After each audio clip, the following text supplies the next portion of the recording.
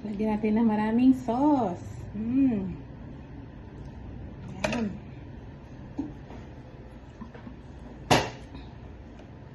Pakasarap.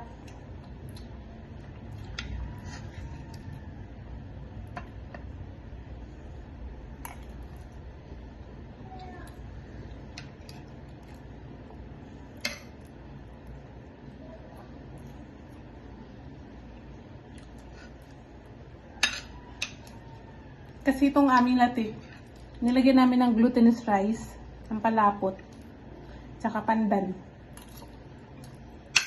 Kaya ang sarap talaga niya. Pwede rin ito, lagyan mo siya ng mangga.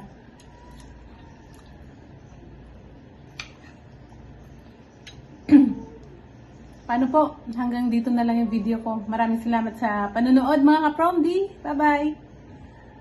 Kain ulit.